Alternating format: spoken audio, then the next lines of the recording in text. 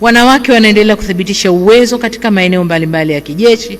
Katika fani za urubani, nilipokwenda kuangalia ndege zile za mafunzo tulizonunua, nilikuta marubani wanawake CDF siku ile wako pale. Lakini pia wako kwenye fani za uhandisi, udaktari na maeneo mengine ya kiteknolojia ambayo haitaki maguvu na misuli mikubwa, lakini inataka brain iliyotulia na kufanya hiyo kazi kwa utulivu zaidi. Wanawake wana uwezo huo. Ndugu CDF na makamanda, kwa muda mrefu sasa jeshi letu limeendelea kuwa la mfano katika ukanda wa Afrika na dunia kwa ujumla, kutokana na weledi, nidhamu na utii. Ili kuendelea kuwa jeshi imara na la mfano, ni muhimu kuwekeza katika mafunzo na mazoezi yanayoendana na matishio ya kisasa na matumizi ya teknolojia mpya.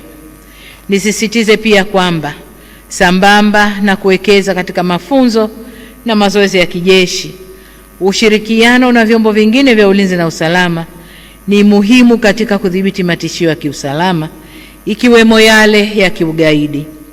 Kila chombo kina majukumu yake, lakini dhima kuu ni ulinzi wa uhuru wetu, mamlaka na heshima ya nchi yetu. Kwa wito wangu kwenu, msikubali jeshi letu kuchafuka.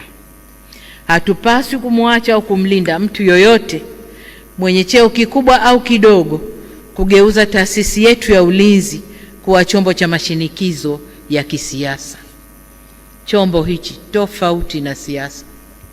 Hiki chombo, iwe kuna CCM kwenye serikali, kuwe kuna Chadema, kuwe kuna chama gani, hiki chombo kipo tu kwa ajili ya kulinda nchi na wananchi wa nchi hii. Kwa hiyo siasa na chombo hiki ni tofauti. Ulinzi imara ndio msingi wa amani na maendeleo ya nchi yetu.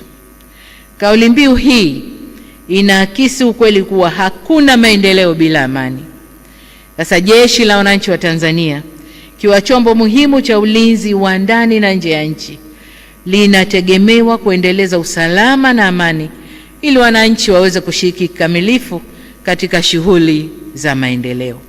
Kwa muktadha huo, niwatake muitumie kauli mbiu hiyo kuendelea kuimarisha ulinzi wa taifa letu.